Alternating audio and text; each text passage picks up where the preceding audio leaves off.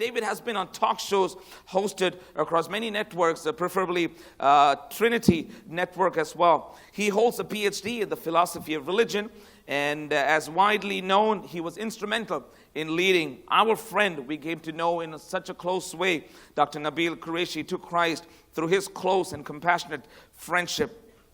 This morning, it's such a joy to have him and to share what the Lord has shared in his heart this morning. As he reminded us yesterday, he'll be touching on his life story as well. Without much further ado, can we all put our hands together and warmly welcome good friend, Dr. David Wood, to speak to us this morning. Thank you so much. Appreciate it. Good morning. Check. Good morning. I'd like to begin by apologizing to the entire city of Houston for all the years that I've spent referring to Houston as the armpit of America, because every time I ever came here, it was hot and sweaty, and so people would say they're going to Houston, and I'd say, well, we'll have fun in the armpit of America, but turns out in December, it's really nice, so I take all of that back, and I will, from now on, I will refer to the state of New Jersey as the armpit of America, because every time I go there, it smells bad, and so we'll just switch that up. So I've been asked, hey, someone's water?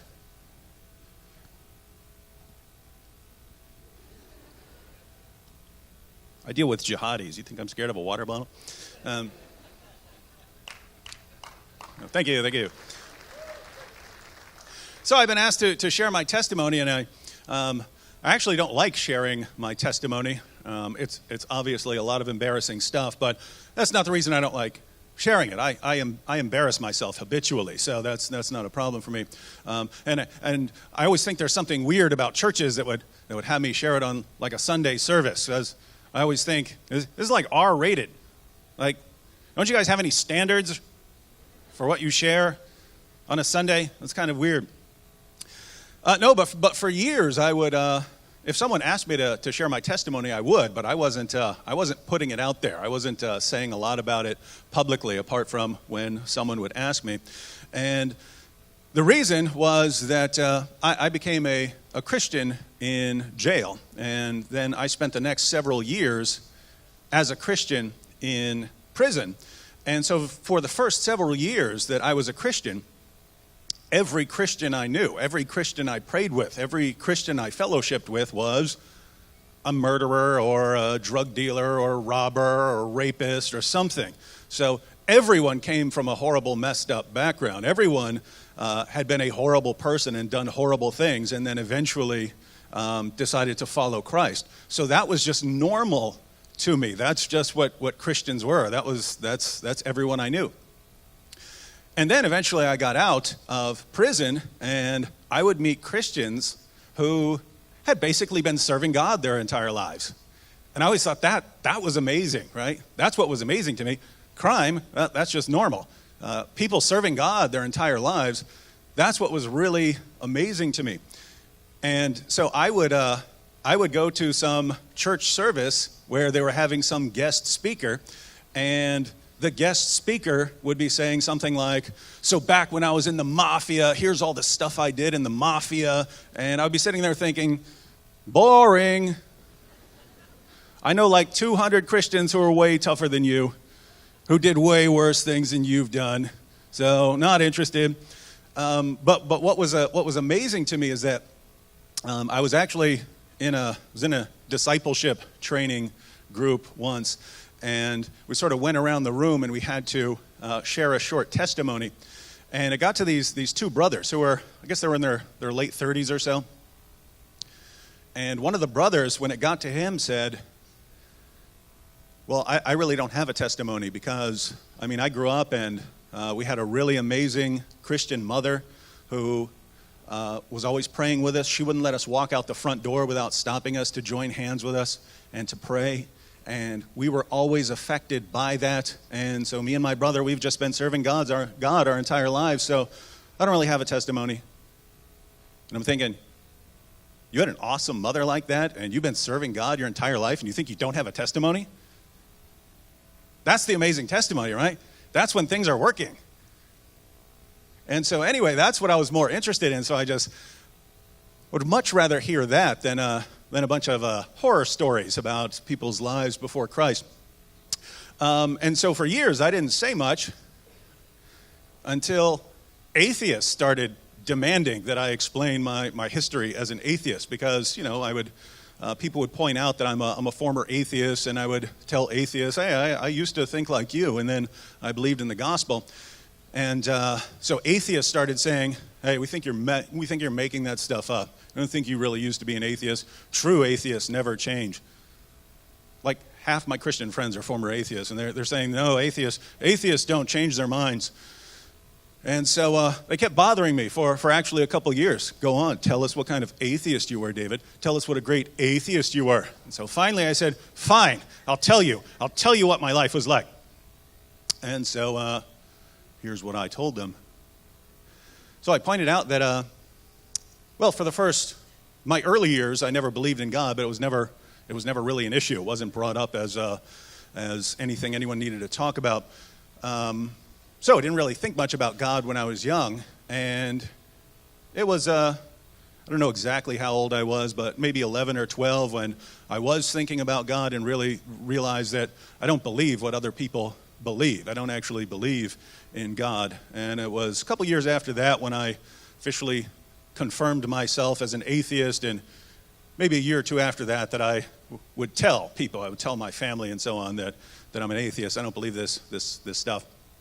But even though I was an atheist up until I was 20 years old, my path to Christ began when I was 5. When I was 5 years old. Not a lot of people can say their life's path began at the ripe old age of 5. But when I was 5, I had this raggedy mutt named Goliath, and I was allowed to go outside by myself and walk through the woods if I had this little dog with me. And was a funny little critter. He would pretty much attack anything. He would attack cars, anything like that. One day I was walking through. I think other people in other areas of the country call them groundhogs. We call them woodchucks. But there was this giant woodchuck. It was like this big, and my dog was like this. And we were walking through the woods, and he got into this epic fight with this giant groundhog, and he tore that thing to shreds. This thing was just covered in blood. And so, but it was still alive. It was still alive and making this horrible squeaking sound. So I decided to sentence it to death by hanging. And so I took this groundhog and got a rope around its neck, and there was we were living at someone's house, and there was a deck out on back, and there were some stairs leading up to the deck. And so I dragged this groundhog up the deck and tied it off and pushed this thing over the edge, not realizing my mom had just come out underneath the deck to hang some clothes to dry. And so, yes, you can imagine her reaction as a giant bloody groundhog came flying at her through the air. And so anyway, this was my dog. This is what we would do in the woods, and ended up with all these fun situations with my dog. My mom hated the dog because we often got into situations like that. And one day my mom got a phone call, and she turned to me with tears in her eyes and said that Goliath, my dog, had just been run over by a bus. And I looked at her and thought, so what, it's just a dog. Glad you all find that amusing. So I thought, so what, it's just a dog. And her eyes were tearing up, and I couldn't figure out, she hated my dog, right? Did you think the dog was going to live forever? Of course not, that would be silly. But you've got tears in your eyes, and you hated the dog, so I thought there was something wrong with my mom, right? Like what's wrong with this woman?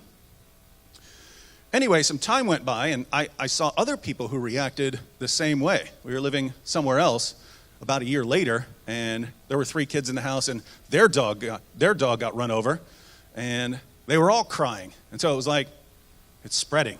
Whatever this is, it's spreading. All these weird people who think that dogs live forever and don't realize, no, dogs die, and probably going to die really quick, and they are going to run out on the road if you let them out, and what's wrong with you stupid people?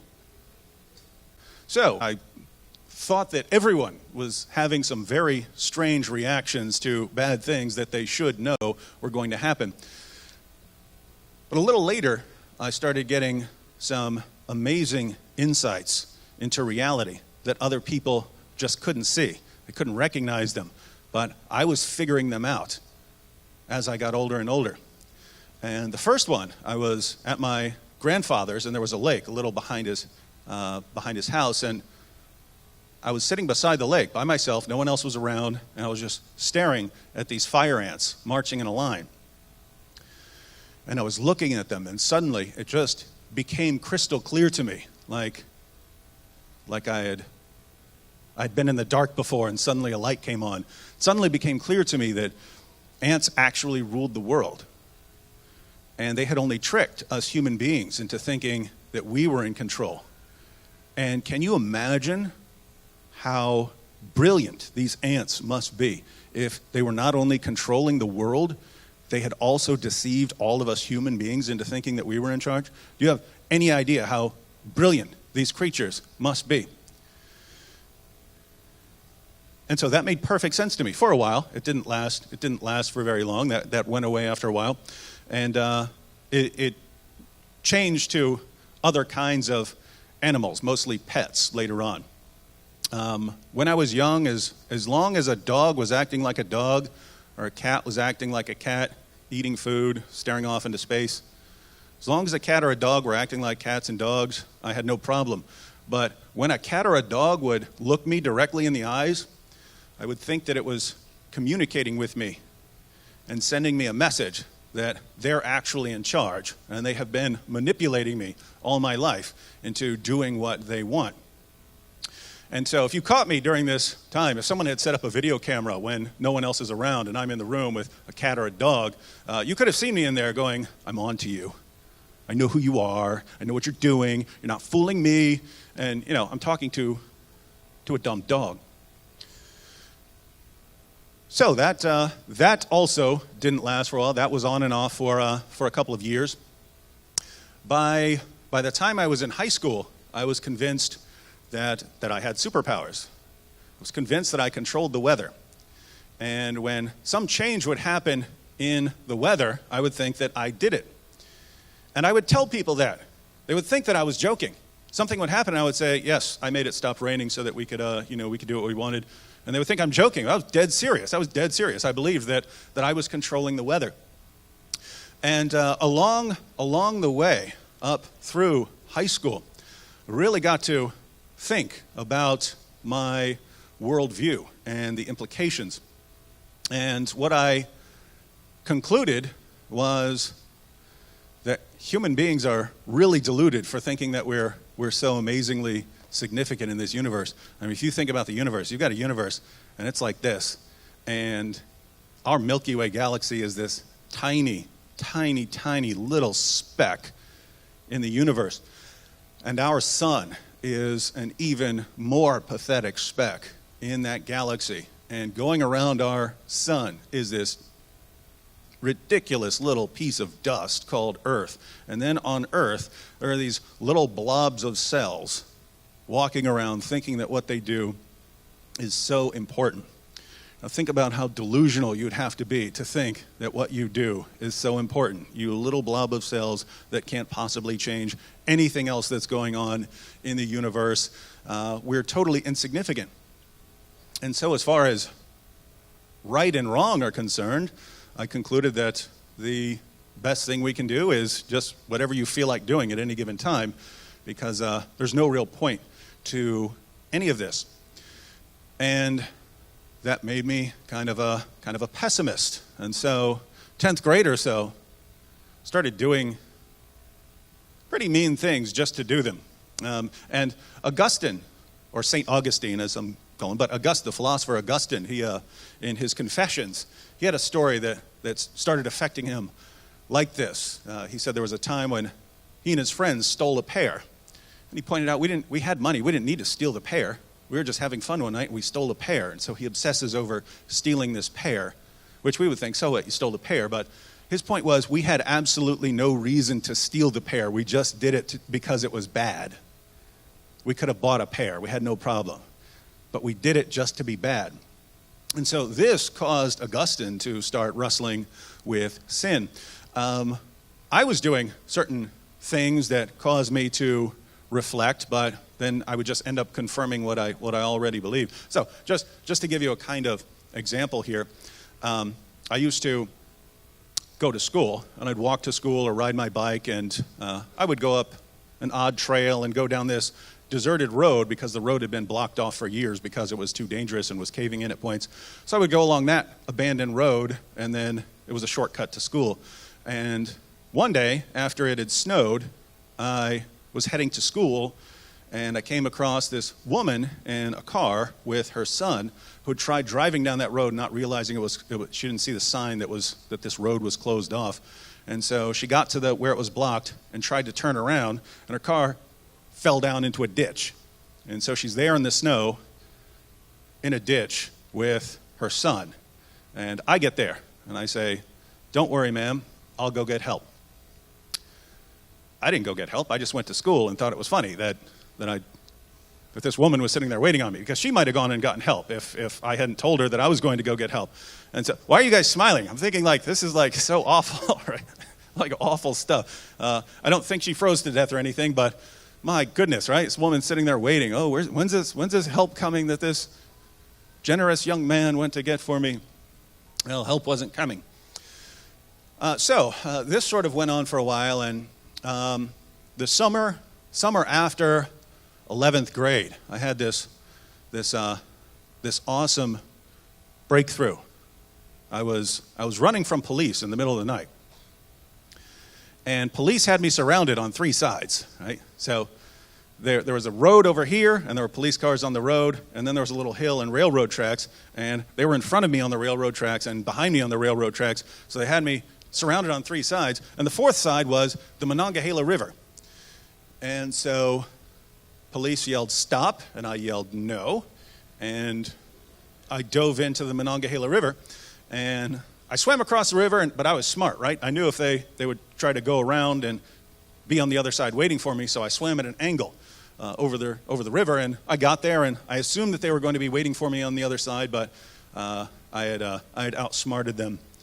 And so I got there, and there's no one around me, and after working my way through the woods for a while, was going up a hill through trees and so on, and finally emerged from a patch of woods in someone's backyard. And in front of me was this huge, beautiful garden with all these lovely vegetables growing. And I needed to keep going in that direction because the police were behind me. So I started to walk around the garden, and then I stopped to philosophize.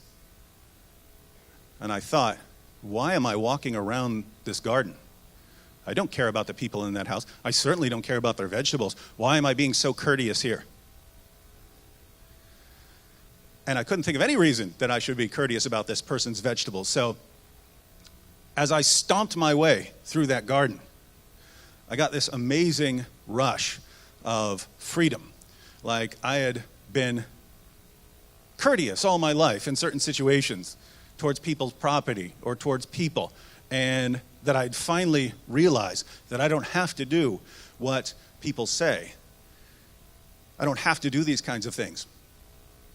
And that can become kind of addictive, right? If that's what's giving you a good feeling, a feeling of freedom, is doing the opposite of what you've been told all your life to do, you kind of have to keep doing that sort of thing. Now,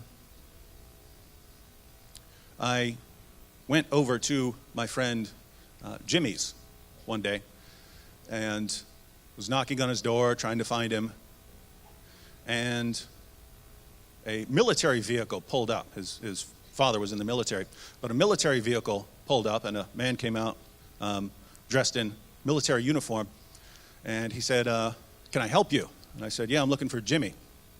And he said, "Jimmy died." And Jimmy was one of my best friends growing up. He said, "Jimmy died." And he said that Jimmy had died parasailing. The whole time we were growing up, Jimmy always said that he wanted to go parasailing. He finally got a chance to go parasailing. His harness broke, and he plummeted to his death. And so this officer in the military told me this, and I started walking away. And I realized that I had the same reaction that I'd had when my dog died when I was 5. Namely, so what? He was gonna die anyway eventually. The only difference was, you guys are easily entertained with this stuff. It's usually kids too. You need to keep your eye on the young people. You can't trust them. So but I was walking away, and at this point, something was different. When animals or other people died when I was growing up, and I always thought that people were dumb for caring. At this point, I started thinking, it seems like I should be caring here. I mean, this was one of my best friends, and now we're never going to get to do anything together again. I should be bothered by this somehow. This should be some kind of concern to me, but it's not. I mean, I feel absolutely nothing. And so I started thinking that maybe there's something wrong with me. Maybe there's a problem. Maybe I'm not wired right for some reason. So I had to work my way through that. But at the end of all of that, I concluded that I'm not defective. I have evolved to a higher stage of humanity. So other human beings, regular human beings, normal human beings 1.0, we're controlled by emotions. They're affected by things that happen to other people. But a new stage of humanity had come where we're not controlled by our emotions. We don't have those kinds of attachments. We can just operate by pure reason. Now, keep in mind, I'm a guy who used to think that I controlled the weather, right? And I think that my brain is somehow superior to everyone else's because I don't feel anything when bad things happen. But that's what I concluded. I concluded that I was the best, most advanced human being in the world. And obviously, I shouldn't be following the rules that the rest of you have to follow, right? How can you guys make the rules for me? That would be like an ape making the rules for human beings. Doesn't make sense, right? So that's how I thought, but I realized that following the same experience I'd had with the garden, where I stomped my way through the garden, if you really want to liberate yourself from the things that you've been taught, you kind of have to do the opposite of what you've been taught to get it out of your system. And a lot of things happened over the next year or two, but I eventually got put in a mental hospital after attacking my dad with a hammer. I wasn't mad at my dad. I just did it. He was the only relative I had within a couple hundred miles, and that was the most extreme thing I could think of doing. And I believed that this would somehow, as I did these things would somehow liberate me to higher and higher stages. And so I attacked my dad with a hammer. I left him for dead. Someone found him, took him to a hospital. The hospital said he will die here with his head injuries. So they took him to a different hospital where they had a world champion neurosurgeon, and I was put in a psychiatric hospital where they put me through a series of tests and concluded that I'm a sociopath. Now, I didn't at the time know what that was. I knew that my report said antisocial personality disorder. Didn't know what that was for years until I looked it up. But sociopaths don't form normal emotional attachments to other people. They feel no remorse. They can do anything. And things that would make other people feel bad, we can do them, and we just don't feel bad. So it turned out that I wasn't some perfectly unique human being, some new stage of humanity, some humanity 2.0. There are actually a significant number of other people out there. This is a known problem in the world. There are people who are defective in this way.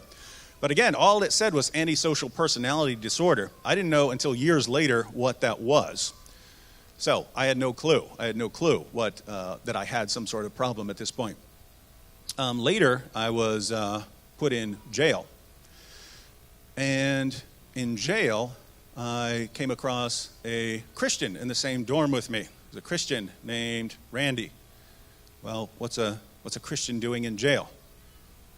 Well, sometimes Christians do stupid things and end up in jail, but that wasn't really Randy. Randy was a guy who turned himself in for 21 felonies.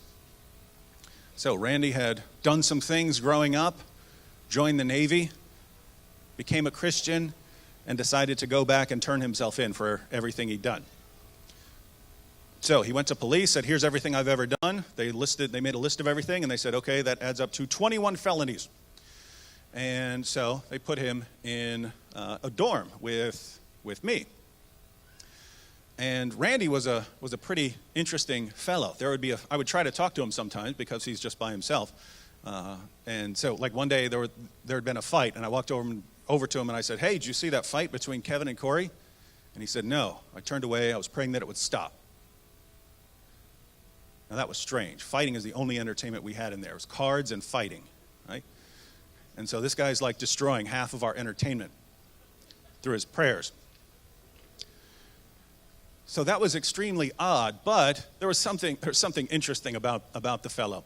And, at the same time, I'm thinking, is this guy the stupidest person in the world? He got away with 21 felonies and then goes and turns himself in. He was long gone on a boat in the middle of the ocean. No one was catching him, and he goes and turns himself in. So you keep thinking, wow, this guy's really dumb. But at the same time, there's something interesting about people. He's different, let me put it that way. And one day he was up on his bunk reading his Bible. It was the first Christian I'd ever seen who sat around reading his Bible. And I walked up to him and I said, do you know why you're reading the Bible? You're reading the Bible because you were born in the United States. If you've been born anywhere else, you believe something else. If you've been born in China, you'd be a Buddhist. If you've been born in India, you'd be a Hindu. If you've been born in Saudi Arabia, you'd be a Muslim. Because people like you believe whatever you're taught to believe. Now that part about being born in India, meaning that you're a Hindu, must sound silly to many of you in this room. But I didn't recognize how silly it was when I was saying it. Namely, I'm accusing this Christian. By the way, almost any atheist you ever meet believes Christian people of various religions, are just dumb because they just believe what they're taught to believe. Whereas the atheists, they refer to themselves as free thinkers. We're free thinkers. Now, the reason that's silly is everything I believed about the universe and how it got here, life and how it got here, that was all stuff that I've been taught. And it never occurred to me to question those kinds of things. Never occurred to me to question what my biology teacher said about how life formed. Never occurred to me to question it. So here I am pointing a finger at the Christian. You just believe what you're taught to believe without examining it and studying it. And I believed everything I was taught to believe about the universe and life and so on. So, didn't recognize that, but Randy was the first Christian I ever met who would actually argue with me. Every other Christian I ever tried to talk to and would try to tell how silly it is to believe in God. I mean, if we understand everything through science, if we can explain the world through science, if we can explain life through science, why are you appealing to something else, to some sort of additional spiritual thing? Why would you do that? It's completely unnecessary, right? It's like if I say, hey, here's a watch. How does a watch work? Well, you've got all the components and you've got all those things and there's a little ghost that lives in there too. Well, if I can explain how the watch works in terms of its parts, what do I need to appeal to a little ghost that lives in there? Similarly, if we can understand the world through science, why do we need to appeal to God?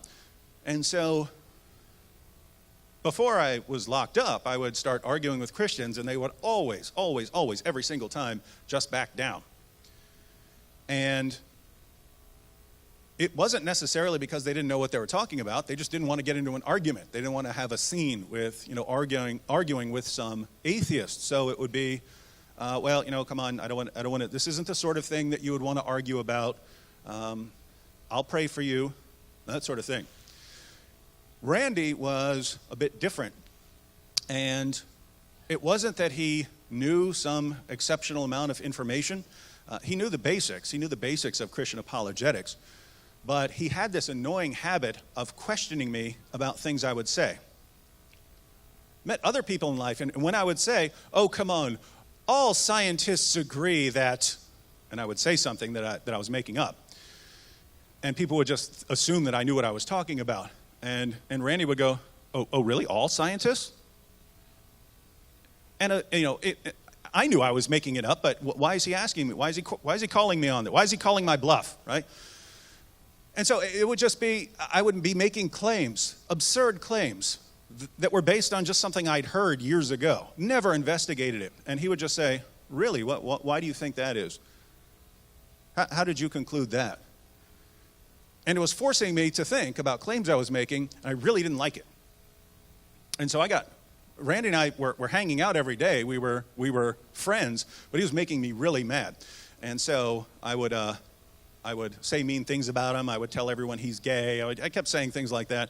And I would look for weaknesses, things he cared about, so that I could attack them. I saw his sister. His sister came in to visit him one day, and I said some mean things, some very nasty things about his sister, until I actually got him to yell.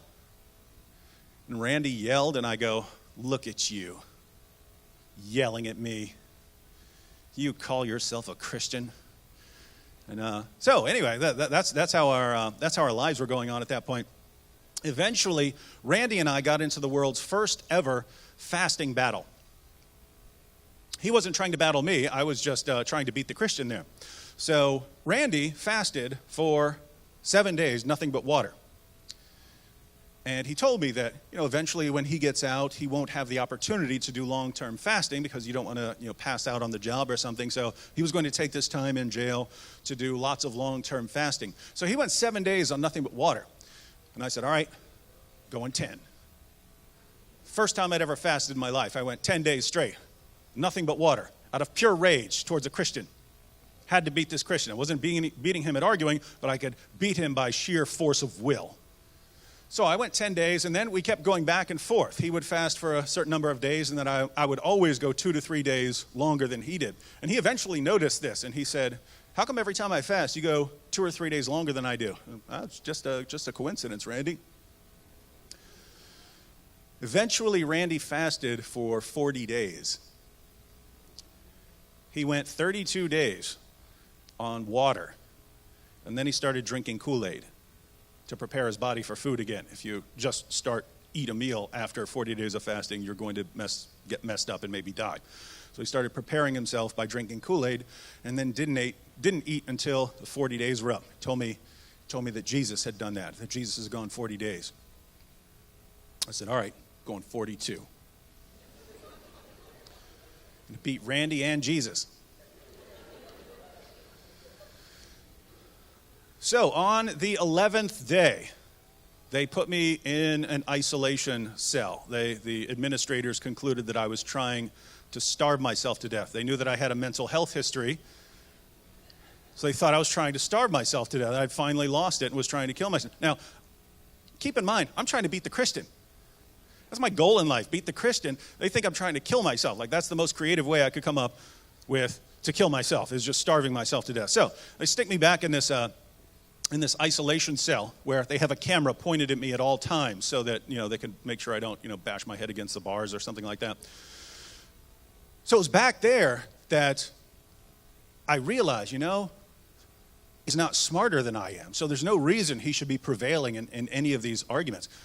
The only reason he's winning in any of these discussions is that he's just studied these particular topics more than I have. I haven't studied these topics. I haven't studied the Bible. I haven't studied Jesus. So I don't know these things.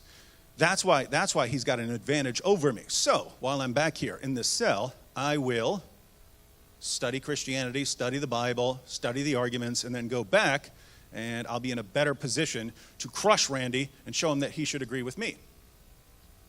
So I had a few apologetics books that Randy had given me, and I had a set of Bible studies that I got from the chaplain there. Hey, chaplain, I'm really interested in learning the Bible. Could you give me a bunch of Bible studies? So he gave me these Bible studies that were they had graded assignments. I would have to do the reading and then answer all these questions, write these essays, send them in. They would be graded by a ministry, and they would send them back to me. So here's an atheist doing these Bible studies in jail and getting straight A's, trying to learn as much as possible to beat the Christian. And as I was back there, three things started to bother me over time. And one was what I now know is called the design argument. I didn't know it was called that back then. I thought that I had invented it. But I was lying on my bunk one day, and I was looking at the bricks on the wall.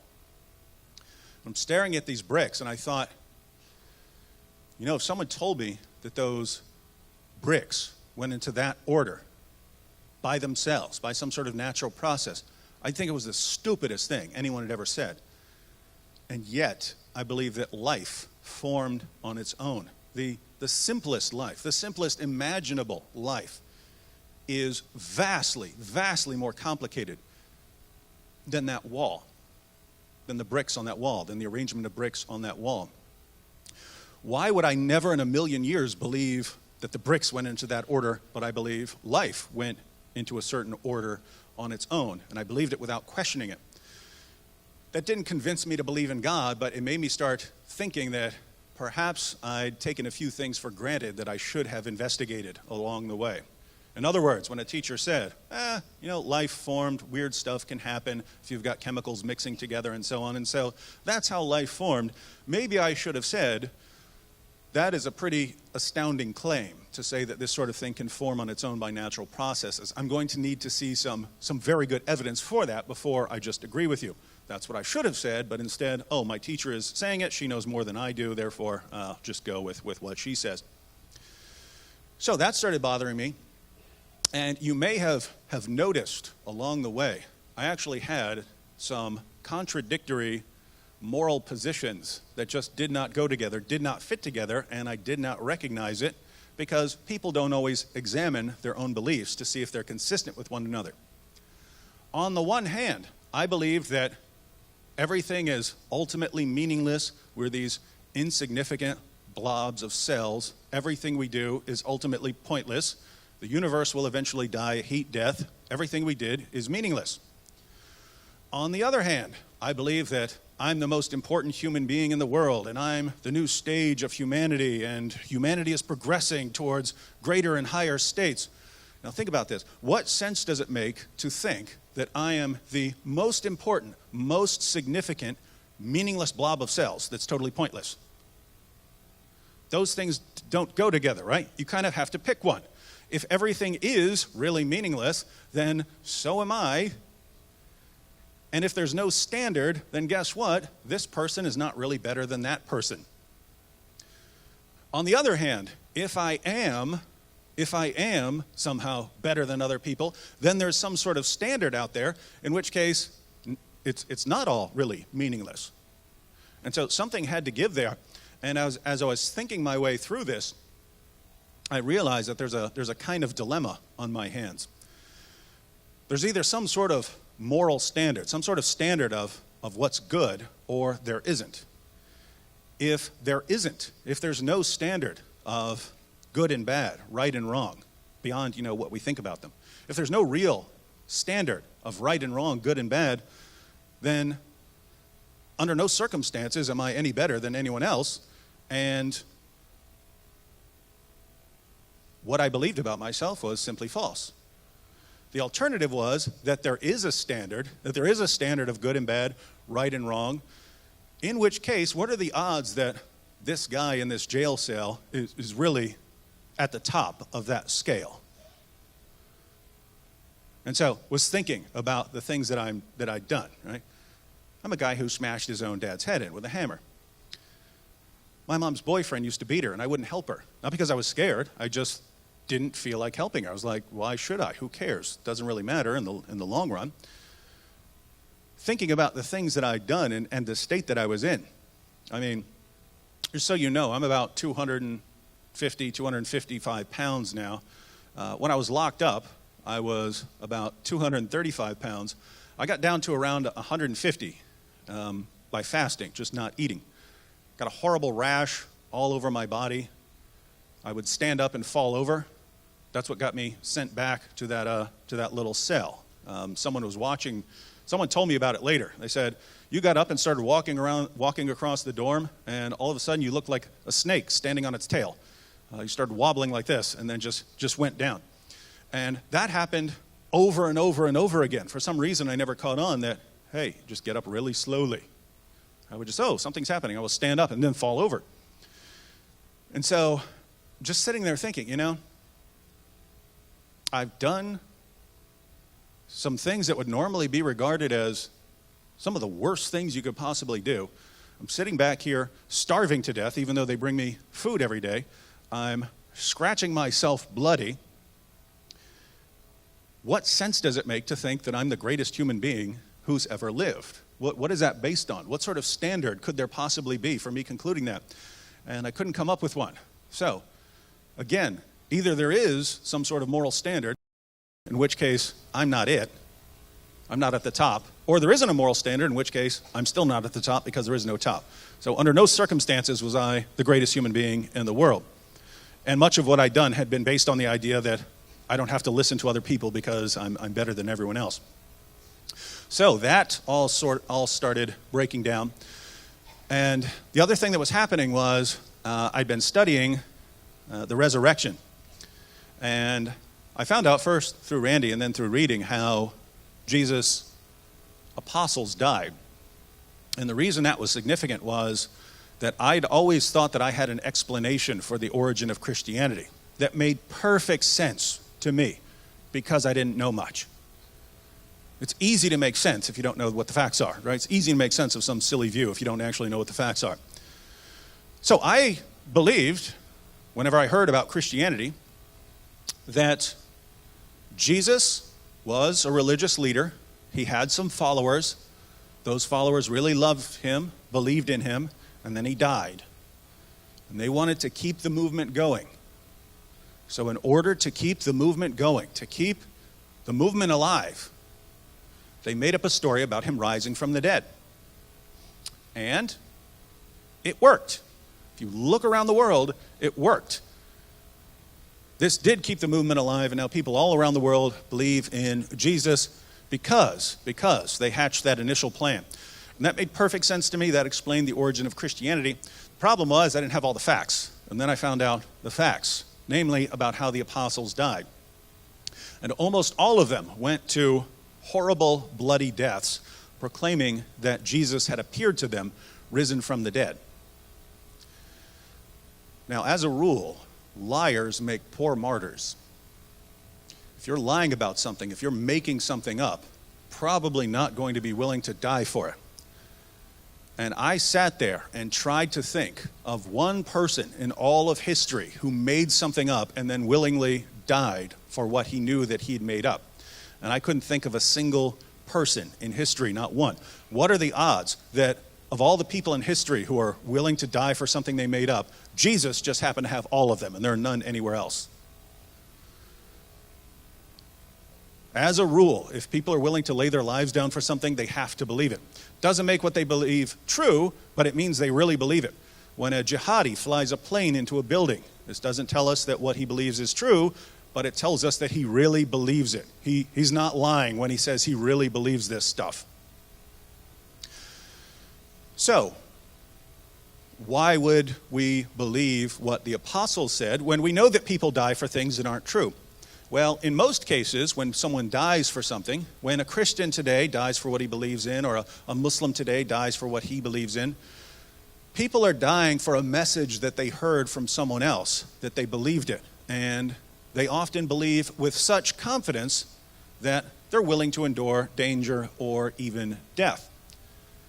So if we ask, how did this jihadi become so confident that he's willing to lay down his life? Well, he heard a message from someone else, and it was persuasive to him, and so he believed it with such confidence that he was ready to die for it. That doesn't tell me that what he believed is true. That tells me that he's really confident in a message that he heard. Notice the disciples are in a completely different category. They're not dying for some message about Jesus that they heard preached to them and that they believed with such confidence that they were willing to die. The apostles were dying for something they saw. They said that they had seen a man risen from the dead. He appeared to them after death. And so they're not dying for some message that they heard, that I could dismiss the message and I could say, well, it's a false message, the person believed it and he was willing to die for it. They weren't dying for some message that they heard. They were dying for something that they saw.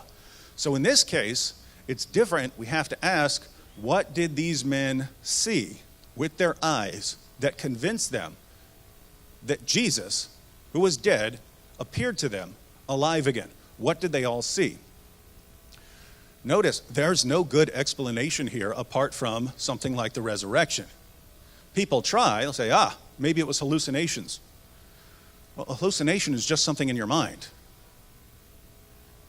If you're seeing a hallucination, the person beside you is not seeing the same hallucination because it's by definition, it's only in your mind.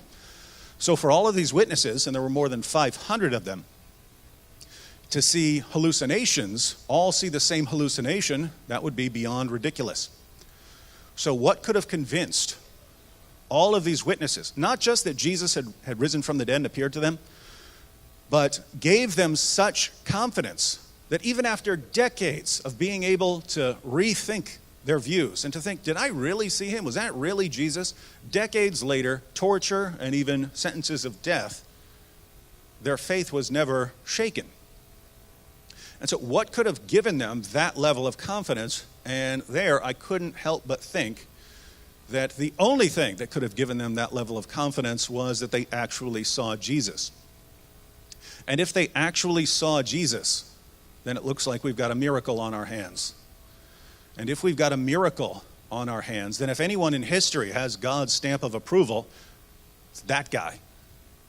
And so if we're going to listen to anyone in history tell us what the world is really like, tell us what the afterlife is really like, tell us about God, I'm going with the guy who has God's stamp of approval, because I'm not going to think that God just raised some weird random heretic from the dead. If anyone has God's stamp of approval, it's him. And so we look at what Jesus' message is. It's a message about the kingdom of God and what he was doing to give us his righteousness. And so, thinking through these things for a while, I wasn't completely convinced, but I started thinking, what have I got to lose here? If I pray and it turns out to be wrong, how did I just hurt myself? I mean, look at me. Can't even stand up without falling over. What if I pray and it turns out to be false? It's not like, now I'm really bad off. So, was sitting there and I bowed down and I prayed. And I said, God, I don't know if I'm going to believe in you tomorrow, but I believe in you right now. And if you can do anything with me, you're welcome to it. And so I said a prayer that I read from one of those Bible studies. And when I sat up from that prayer, the whole world looked different. It was like everything was a different color. The walls looked different. The bars looked different. Everything looked completely different. And don't base your confidence in Christ on feelings. Feelings can lead you astray. But if I were to describe the feeling I had, I felt like that I had been fighting. I mean, physically brawling nonstop for my entire life, and that I finally had a chance to just stop and sit down and rest. And so I thought, well, that's a nice change. And didn't know much at this time. Kept reading the Bible. And so I became a Christian. But notice, I was 20 years old, and as far as I could tell, my entire life was ruined. I was already a convicted violent felon. I had years left to serve in prison. The psychiatrist there was trying to have me sent to Miriam, which would have been my third mental hospital, because, again, they were thinking that I'd finally snapped. Doctor was threatening to tube feed me, and I was a Christian. So I was right with God, and I had peace, but what else is there, right? I've already ruined my life. And there's just one problem with that thinking. I now believed in a God who raised Jesus from the dead. And that sort of starts a process of what we might call resurrection thinking. Resurrection thinking should be not only the heart of apologetics, but the heart of the Christian life. Nearly 2,000 years ago, the worst thing that could possibly happen happened. The worst thing that could happen happened. If I were to ask someone today, what's the worst thing that could happen? It might be, my child dying or something like that. There are actually worse things that can happen. Namely, the creator of the universe, who sustains us for every moment of our existence, entering the world and putting himself at the mercy of sinful creatures to torture and kill him. And if he happens to be the Messiah as well, the one who's supposed to bring peace to the world, and he dies, well, now there goes our hope as well. So that's the worst thing that could happen.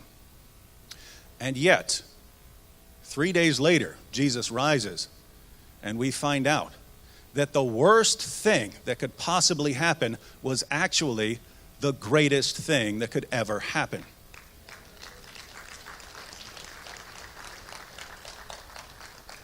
What was the worst thing that could ever happen actually turned out to be the thing that reconciles God and sinful human beings.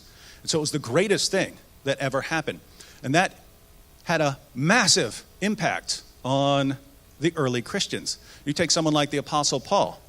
Paul persecuted the church. And when he encountered Jesus on the road to Damascus, keep in mind, as far from Paul's perspective, when he hits the ground and Jesus says, I'm the one you've been persecuting, he's convinced that Jesus is there for judgment, right? You've been persecuting the church, and now it's over. I'm here to destroy you. That's what Paul would be thinking on the ground. But Jesus doesn't say, you've been persecuting me, and now I have to destroy you. He says, get up. Paul's life was not over. Paul's life was just getting started. And he was impacted by that kind of thing and by the resurrection. So much so that even years later, it didn't matter what happened to him. This was a guy who was, he received the 39 lashes 5 different times. He was beaten with rods 3 times. He was shipwrecked multiple times. They tried to stone him to death. He survived. Every sort of abuse you could heap on someone, this guy had it. And yet, he could say, we are hard pressed on every side, but not crushed. Perplexed, but not in despair. Persecuted, but not abandoned. Struck down, but not destroyed. This guy's like the apostle of the bright side. You can walk up to Paul and punch him in the face. And, I'm still standing. Hit him even harder. He hits the ground. Still conscious. Stomp on him. Knock him out. He wakes up later. Still alive. And if you kill me, I get to go be with Jesus, right? You can't keep a guy like this down. He'd been influenced by the message of the resurrection. And that's been impacting Christians for 2,000 years. So that eventually, just to tie it in since you guys know Nabil, after I got out and then end up sharing a hotel room with Nabil, and he starts telling me why Islam is true, Nabil and I spent 4 years discussing these things. And there were Christians telling me during this time, why are you spending so much time talking to this one guy? He's obviously hard-hearted. He's not listening. You could be witnessing to so many more people now. You could be talking to so many atheists and showing them the truth. Why are you spending year after year talking to the same person? Well, I happen to know someone myself, namely, who really you would have said the same thing about. This is hopeless. This is a hopeless situation. And so I can't rule Nabil out just because he's resisting year after year after year. Can't just leave him behind like that and assume that he's too bad, right? He's just too stubborn. So it took years, and my reasoning was, if this guy keeps coming back as we're having these discussions, I just believe that God is drawing him. And so, like you, I got to watch Nabil's ministry over the years, and he was only here as a Christian for 12 years, put out multiple books, got multiple degrees, preached around the world, and just to tie it in here with Houston, a few months back, I wanted to make sure that my wife saw Nabil when he was in the hospital because I didn't know how long he would have. And my wife and Nabil and I were friends in college. And I actually met my wife when Nabil and I were arguing. Nabil and I were arguing about the resurrection of all things. We're arguing about the resurrection, and this young lady comes up and says, "You're both right."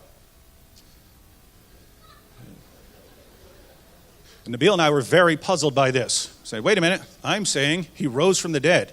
He's saying he didn't rise from the dead. Those are the only two possibilities here. One of us has to be right, the other has to be wrong. Under no circumstances are we both right. Now, she was an agnostic, but she was a nice agnostic, right? A mean agnostic is like, none of you have any clue what you're talking about, everyone's wrong.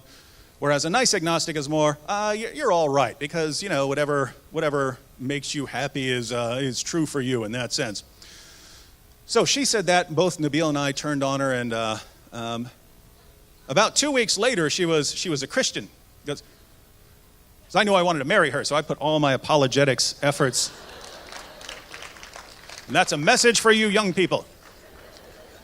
Apologetics can help you get girls or get a...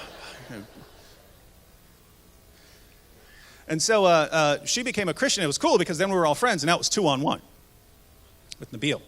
And so anyway, just a few months ago, sent my wife down here, and we have two fully disabled children. We have 4 sons. 2 of them have a genetic muscle disease. Their muscles don't work. And so my wife headed down. She got on the plane, and right after she left on the plane, we have a night nurse, and she came in and said, I think Paley's leg is broken. Paley's our youngest. She said, I think his leg is broken. I thought, what? That's ridiculous. There's no way his leg is broken. And so I didn't even pay much attention, and eventually later that morning, I started touching his leg, and he started crying. And so I was wondering what's going on here. Called an ambulance. They came in there, and they said, there's no way his leg is broken. He would be losing his mind right now. But when we tried to move him, right where his femur's connected, it just flopped over. So his leg was broken. Didn't find out till later in the hospital that because his muscles don't work, he doesn't stand on his legs. His bones didn't form as strong as they should have. So his femur bone looked like a pencil. And so just by lifting him up, his leg had broken when the nurse was trying to lift him up.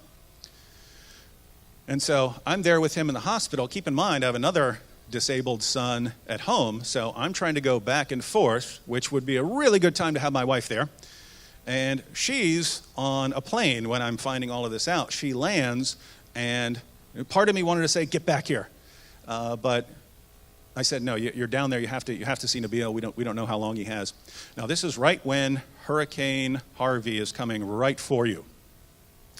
And so I'm there. There's a hurricane heading directly for you. I'm racing back and forth. I would have to take care of one son while the other one is at the hospital.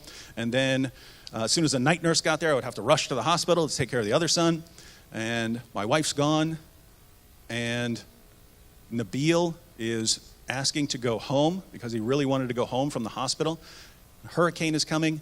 Don't know if my wife's going to be able to get out of there before the hurricane hits, in which case everything's closed down. And I was talking to her on the phone, and she said, you're handling this really well. And she said that because I tend to freak out over lots of little things, right? I mean, I will lose my pen, and hey, what happened to my pen? I just had it. I didn't go anywhere. I set it down, and now it's gone. Who stole my pen? Who's conspiring against me I will get mad over something like that. So I told her, I said, I'm really good with the big things that go wrong. It's the little things that bother me, because when a little thing happens, I can't imagine that there's some real, point to it. I lost my pen, but now there's peace in the Middle East, so it's all taken care of.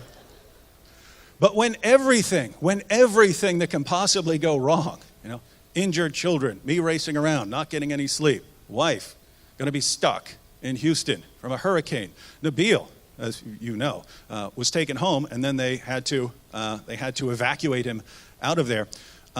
Everything going wrong. Then there's a kind of calm, because I'm always thinking, I bet God is glorified out of all of this.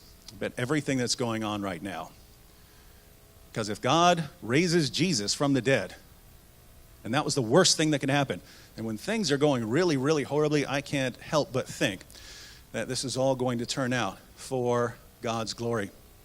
And so that includes everything. Nabil's death. Tragic, because if you're watching Nabil's trajectory, you're thinking if he did all that in 12 years, what's he going to do with 40 years, 50 years, 60 years, 70 years?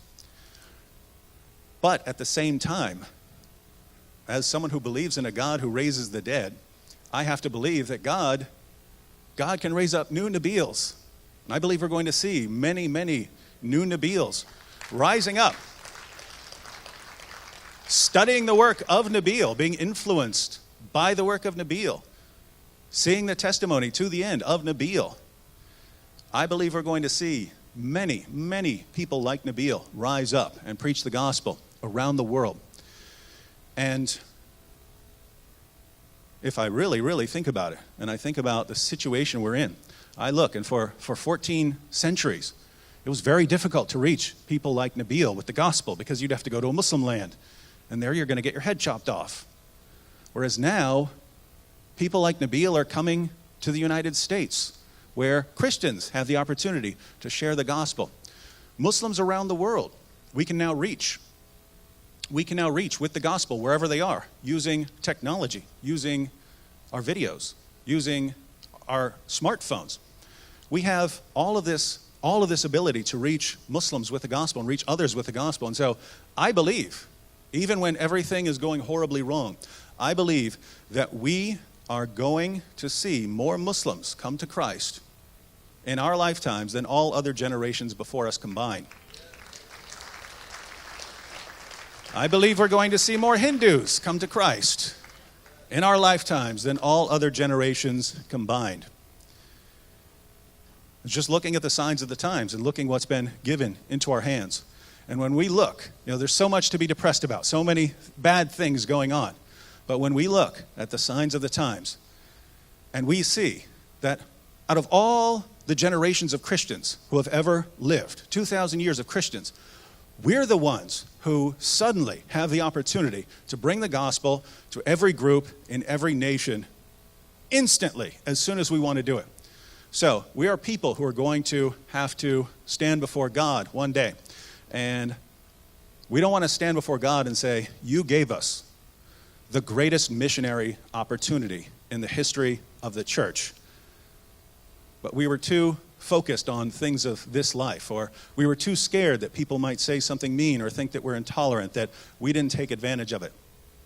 We don't want to stand before God like that. We want to stand before God and say, thank you, God, for giving us this unprecedented opportunity to share the gospel with every group, every nation, make disciples of all nations, baptizing Muslims, Hindus, atheists, in the name of the Father, the Son, and the Holy Spirit. And we want to hear, well done, good and faithful servants.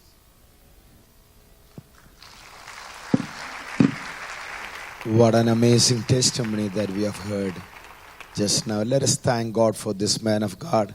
Praise God. Amen. Amen. Amen. Dr. David, we really appreciate you coming in, ministering among us yesterday and today. We've been thoroughly blessed, and we are sure that we will continue to pray for you and your ministry. May the Lord send you to different nations of the world to touch many lives. May the Lord use you. And thank you all so very much for being here this morning. Let us look to the Lord in prayer.